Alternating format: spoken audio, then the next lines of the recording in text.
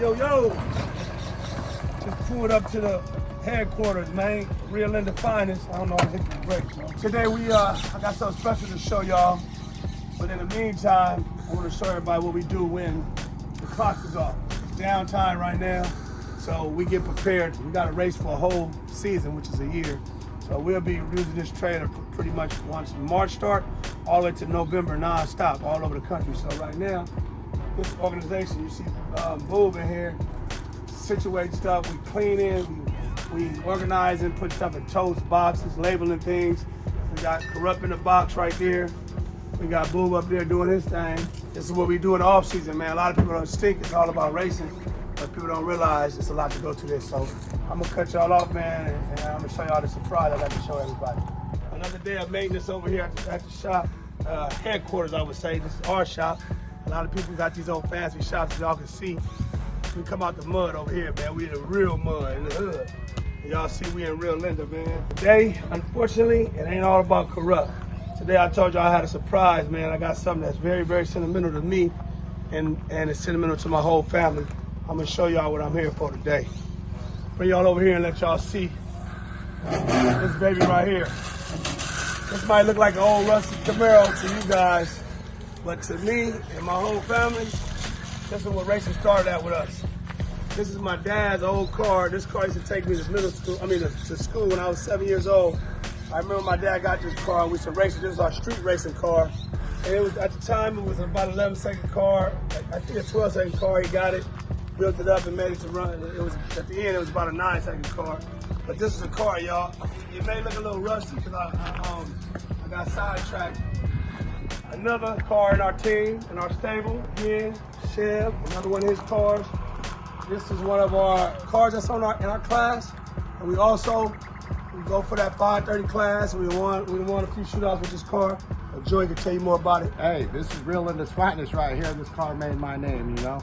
I've been building this car for the last 20 years. It's seen every single level from 1050 all the way up to 760 in the quarter mile.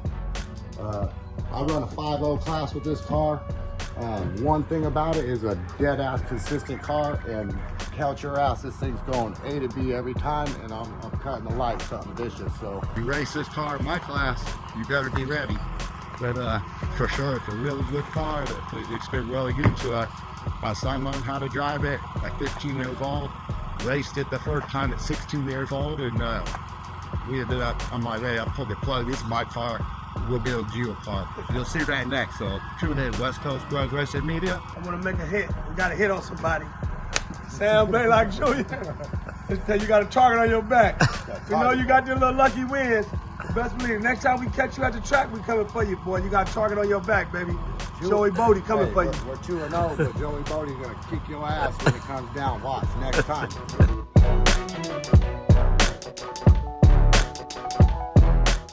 We'll show you another generation of the family, man. This is Sean, 20-year-old kid. The baby son got his car on top of there. But that's how serious he is, man. He already in the making. Jake Brake, y'all see him with his dad. Whenever y'all see two guys, they looking like twins, but Joey look young. Him and his son, Jake Brake, put this together, man. They actually had it out there and making a bunch of changes. Talk to him, Joey, and tell him what we're doing. Yeah, so this is Real in the Finest 2.0 right here. He started off with this car. He made a few passes with it, made his first round of competition in this and won. That was a great deal. Now we're ready to go a little faster. He's ready to come. Really, he wants to kick my ass is the problem. So we built him a new motor. This thing's a 605 Big Chief motor. He got 2 guns on this thing, so this thing should run really well. The car is just as light as mine, so I know what mine is and what it does with the same caliber of a motor.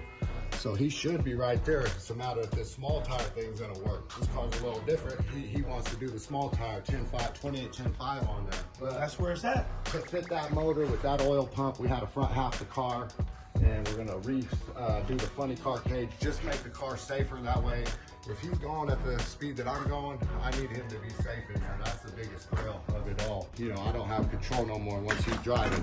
Let me ask you a question. We've seen these cars. Did you guys paint these cars yourself? This is my first paint job. This is a real cobalt blue candy over Orion Silver, House of Colors. Candy paint is probably not the best for your first job because that shit is extremely hard. but I think it's satisfactory. It looks great in pictures.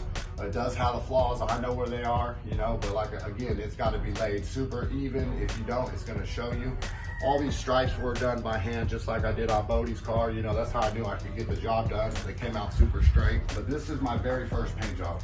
That's what I'm saying, man. We got a lot of history, a lot of work going on over here. We're gonna leave off with that. I got one last question. A lot of people probably wouldn't ask this question when we look over here. Explain to me what we got right here. What is that? So when I first bought this property, I bought this property from an old man.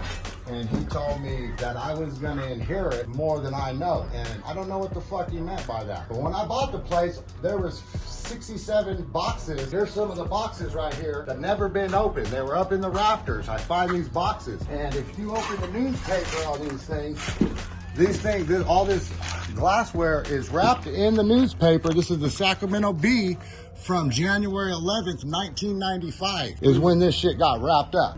They bought it from the Goodwill. They would go out as a date and they're millionaires, but they were fucking penny pinchers. Yeah. So they would buy little 25-cent knickknacks and all this shit. There was a tremendous amount of it.